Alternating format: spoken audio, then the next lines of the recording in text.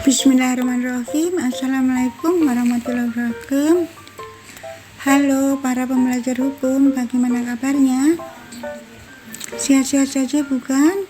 Alhamdulillah. Hari ini kita akan bahas tema hak asasi manusia berkaitan dengan perlindungan hukum terhadap anak.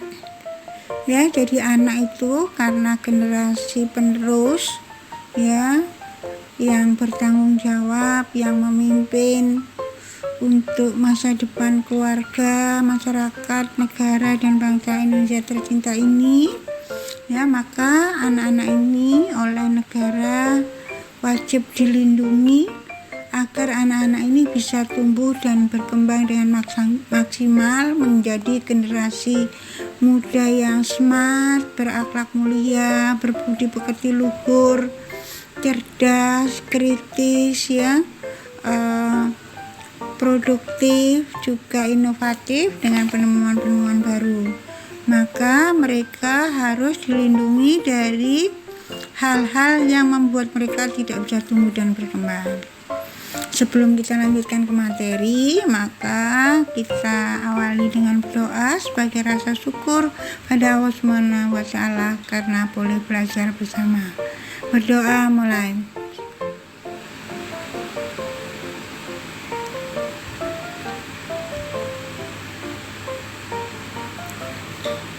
Berdoa mulai.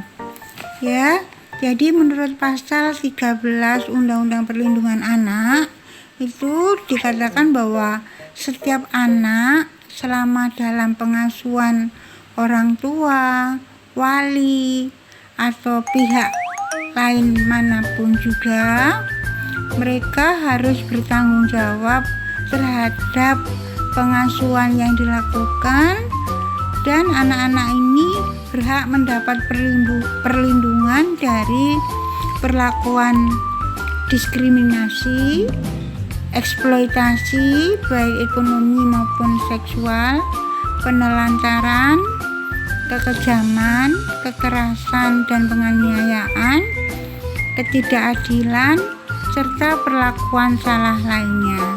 Apa maksudnya?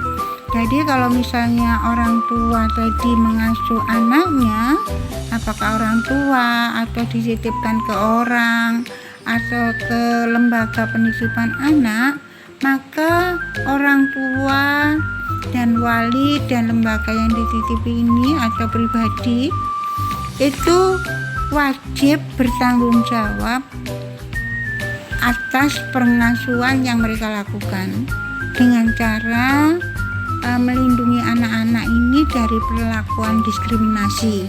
Apa maksudnya perbedaan ya? Diskriminasi itu artinya, maksudnya misalnya seorang ibu yang bekerja menitipkan anaknya pada saat dia bekerja pada ibu rumah tangga yang sama-sama punya anak.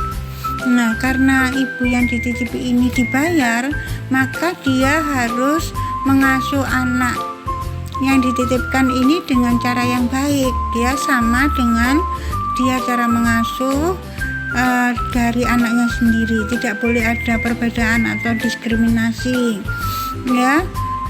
Jadi misalnya kalau anaknya tadi diberi bekal oleh orang tuanya, maka harus diberikan ya. Tidak boleh bekalnya tadi diberikan ke anaknya, kemudian yang dititipkan tadi diberi sesuatu yang lebih nggak enak, tidak bernutrisi dan sebagainya ya.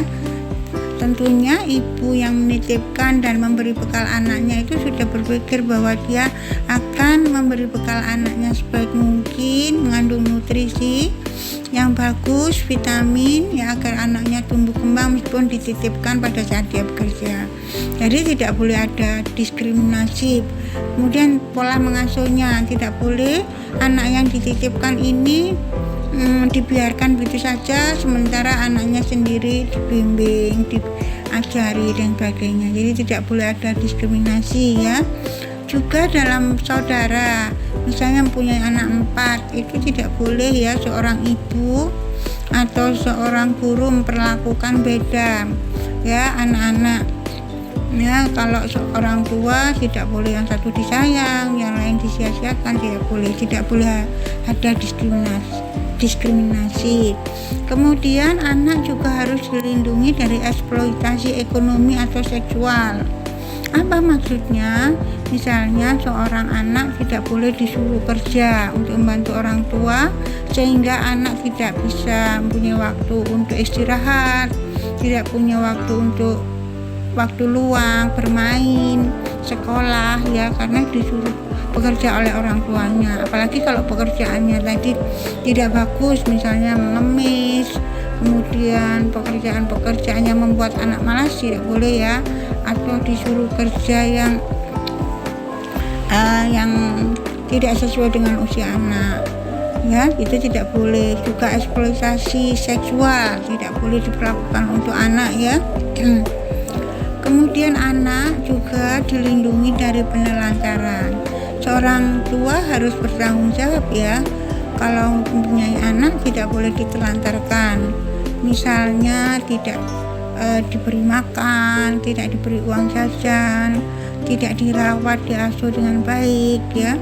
Kemudian anak juga harus dilindungi dari tindakan kekerasan atau penganiayaan. Tidak boleh ya orang tua sewenang-wenang, misalnya karena orang tuanya banyak hutang atau tidak bekerja, atau misalnya ekonomi pas-pasan, kurang malah ya, karena dia orang tuanya malas, kemudian anak itu menjadi sasaran ya, dengan diadakan tindakan kekerasan atau penganiayaan, diolok-olok, dimarah-marahi ya, dipukul ya, karena orang tuanya tidak mengerti agama, tidak mengerti pendidikan ya, itu tidak boleh ya. Kemudian orang tua atau wali atau lembaga yang mengasuh juga tidak boleh memperlakukan anak dengan tidak adil, serta perlakuan salah lainnya. Bagaimana teman-teman? Siap melindungi anak, adik, ya, teman, ya, karena itu adalah perbuatan baik ya. Anak-anak yang dalam proses tumbuh kembang itu perlu support ya, perlu bimbingan dan arahan dari kakaknya, saudaranya, orang tua, terutama guru-gurunya, agar tumbuh menjadi anak yang cerdas, berakhlak mulia, terampil, cekatan, ya, ceria, semangat, ya, dan berakhlak mulia. Saya kira itu dulu, yaitu perlindungan hukum terhadap anak. Kurang lebihnya Ibu mohon maaf jika ada salah kata. Ya, jangan lupa like, subscribe, dan komen. Terima kasih.